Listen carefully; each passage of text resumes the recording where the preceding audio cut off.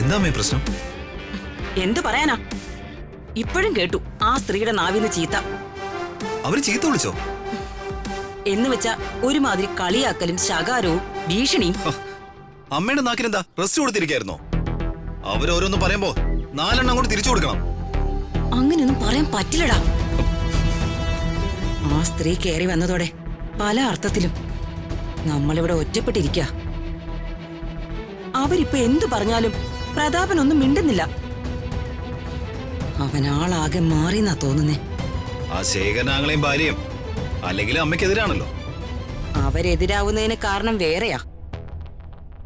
ഇവിടുത്തെ ചില എസ്റ്റേറ്റുകളിലെ ഇവൻ കേറി ആള് കളിക്കുന്നതിന് ഞാൻ എതിരാണല്ലോ. അല്ലെങ്കിലും അയാൾ ആളത്ര ശരിയല്ല. സത്യം പറഞ്ഞ ഇവിടെ ഇപ്പൊ അമ്മയ്ക്കും എനിക്കും യാതൊരു റോളും ഇല്ല. കഥയില്ലാത്ത കഥാപാത്രങ്ങളാ നമ്മള് രണ്ടും. ഒരഭിപ്രായവും പറയാൻ പറ്റില്ല. പറഞ്ഞ ആ കിളവിയുടെ പരിഹാസവും. ഇങ്ങനെ ഫ്രീഡം ഇല്ലാത്ത വീട്ടില് എന്തിനു ജീവിക്കുന്ന എന്റെ ചോദ്യം. നമുക്ക് നമ്മുടെ വഴി നോക്കി പോവാം, അതാ നല്ലത്. നീ എന്തൊക്കെയാടാ ഈ പറയുന്നേ? അങ്ങനെ കൈയും വീശി ഇറങ്ങിപ്പോവാൻ പറ്റുമോ? പ്രതാപന്റെ പേരിലുള്ള ഇവിടുത്തെ എല്ലാ സ്വത്തുക്കളും എന്റെ ബുദ്ധിയും തന്ത്രവും കൊണ്ടാ ഇപ്പോഴും നിലനിൽക്കുന്നേ. ഇത് മുഴുവൻ നിന്റെയോ എന്റെയോ പേരിൽ വരാതെ ഞാൻ എവിടേക്കും വരില്ല. അതൊക്കെ എനിക്ക് കിട്ടിയേ പറ്റൂ. ഇല്ലെങ്കിലേ എല്ലാത്തിനെയും ഞാൻ കൊല്ലും.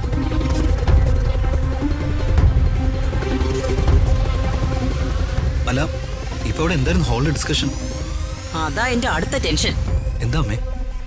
എടാ, രാജുവിനെയും ഋതികയും ആ സരസ്വതി സൂര്യമംഗലം കൊട്ടാരത്തിലേക്ക് കൂട്ടിക്കൊണ്ടു പോവാണെന്ന്. അതിന് ഋതിക ഇവിടെ വന്നിട്ടുണ്ടോ?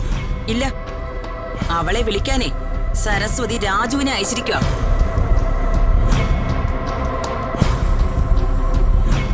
എന്തിനായിരിക്കും അവരിത്ര പെട്ടെന്ന് അവരെ കൊട്ടാരത്തിലേക്ക് കൂട്ടിക്കൊണ്ടു പോകുന്നേ?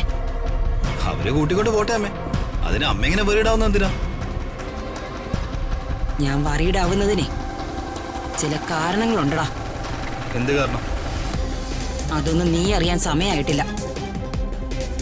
എന്ത് ഞാൻ ചോദിച്ചാലും അപ്പ പറയും അത് നീ അറിയാൻ സമയമായിട്ടില്ല. എന്നാ എപ്പോഴാ ഞാനിതൊക്കെ അറിയാ? എനിക്ക് മനസ്സിലാവുന്നില്ല. വലിയൊരു തീബോമം മനസ്സിലിങ്ങനെ ഇട്ടുകൊണ്ട് നടക്കുക. എന്നാ സ്വന്തം മകനോടെങ്കിലും അതൊന്ന് ഷെയർ ചെയ്തൂടെ? നിനക്കേ മെച്യൂരിറ്റി അല്പം കുറവാ, അതാ ഷെയർ ചെയ്യാത്തെ. എന്നാ വേണ്ട, ഒറ്റയ്ക്ക് കൊണ്ട് നടന്ന് അനുഭവിച്ചോ. ഒന്നും അനുഭവിക്കാനില്ല. ഇതൊക്കെ കൈകാര്യം ചെയ്യാനേ എനിക്ക് നന്നായിട്ട് അറിയാം. പക്ഷേ ഞാനിപ്പോ ആലോചിക്കുന്നത് മറ്റൊരു കാര്യമാ. രാജു ഒരു വിശ്വാസവഞ്ചകനാണെന്ന് പ്രതാപന്റെ മുന്നിൽ വരുത്തി തീർക്കണം. അവൻ നടത്തിയ വിശ്വാസവഞ്ചനയ്ക്ക് ഋതികയുടെ സപ്പോർട്ടും ഉണ്ടായിരുന്നു എന്ന് വരുത്തി തീർക്കണം. അകലേ നോവിനാലേ